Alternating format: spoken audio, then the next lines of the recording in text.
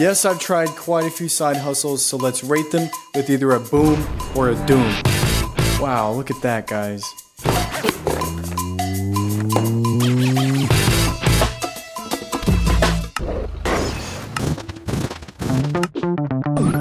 Out of all the side hustles I've tried, only one of them has not made me money. And we're gonna jump right into it. It was trash can cleaning. It was horrible. This is the lowest of the low that you could go. This is the doom of all dooms. I tried to do this for a video that was obviously very unsuccessful, and I went door to door, basically knocking and asking if I could clean their trash cans for like 20 bucks. They'd pretty much all look at me and ask if I was serious. But then one lady specifically, who was a lot older and I guess was more alone, was talking to me for like 30 minutes about just her life, and it was in the summer and I was sweating and it was horrible and I couldn't really get away. This is the worst. I'm gonna put this as an F, bottom of the list. It was horrible. Okay, now that's out of the way, let's talk about something actually good. And the next one I did, I edited clips for podcasts. I pretty much just reached out last year to anyone on YouTube or social media who had a podcast, and I sent an email to him and was like, hey, can I please edit clips for you? And I signed a client for $1,100 a month within 30 days, and I had multiple people who were considering me, but just the one person signed. If I could do that within 30 days, imagine if I kept doing that. And I signed on multiple clients, and then I had like a $4,000 or $5,000 a month salary, which is like pretty decent. I would say that the market is still really open for this. I had so many responses to my emails, and I think this is still really out there and needed. So if I were you, I would try that if you can edit. It really is as easy as just sending out a bunch of emails until it finally works. So guys, this might be a little biased because I am an editor, but I'm gonna put this up in the S section. It was so easy. Also, with CapCut, you can do templates now with like words and stuff like that. It can be a lot easier than you think. Next is gonna be AI.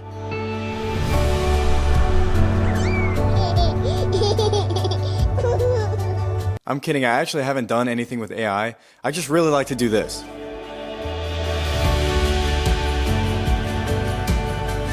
My soldiers push forward!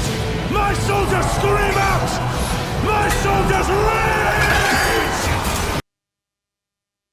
Next up is gonna be YouTube. I see stuff online all the time that's like, you can't get into social media, can't get into YouTube, it's too late, you missed the trend. Now, I'm not successful by any means yet, but I have had multiple brands reach out to me already wanting to be in my video as a sponsor, and I did my first brand deal at like 400 subscribers, and it was like $375. I have another one pending that's kind of just coming up, and then I had a few people want to sponsor this video, but none of them really aligned with what I wanted, so I just said no. But to think all this is happening and I'm not even monetized yet, it's kind of crazy. So if you like posting, or you like videos or editing or just anything like that, just start posting random videos of stuff you're interested about, like I'm doing right now, because eventually an email is going to come saying either you're monetized or it's a brand that wants to be a sponsor. And if you keep improving along with posting consistently, you're really just going to go up, and it will only do you good in the future.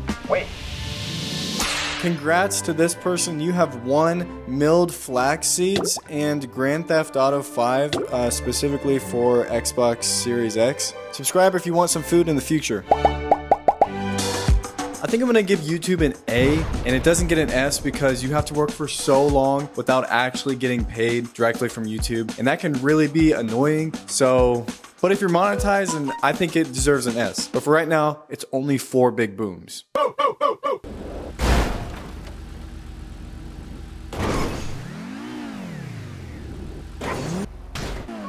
Drop shipping. Yes, I know you've never heard of it, but I did it on complete US soil.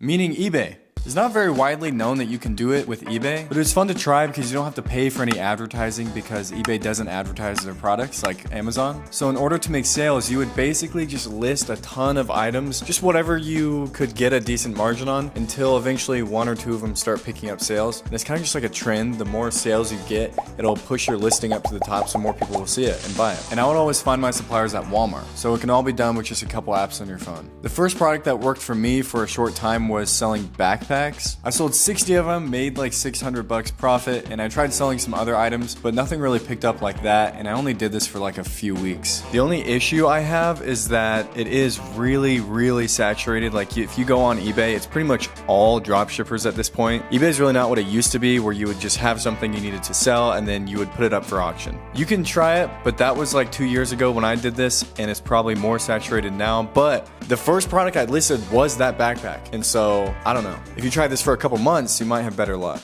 I'm probably gonna put this in the B tier, wherever it is, because it was free to do this. It really just took up some time, but it's a solid hustle. It doesn't cost you anything. He gets 5 big booms.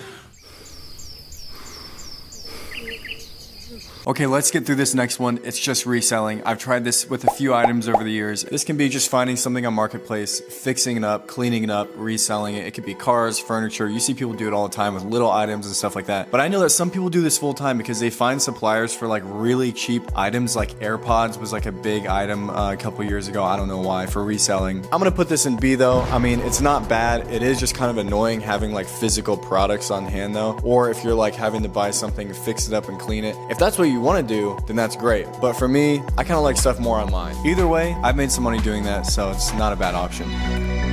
2 years ago, if I never stopped dropshipping on eBay and I kept adding products to my whole catalog and built it up for this whole time, I would definitely be doing that full time. If I never stopped sending emails to be an editor for someone's podcast and I gathered multiple clients, I could also be doing that full time. I mean, I just recently started YouTube now, so it's hard to tell where I'll be in the future. But there is no perfect side hustle. It all leads to something great if you just are consistent and improve every day. I know it's pretty generic, but it's just the truth. Because the time is gonna pass either way. And I will see you later.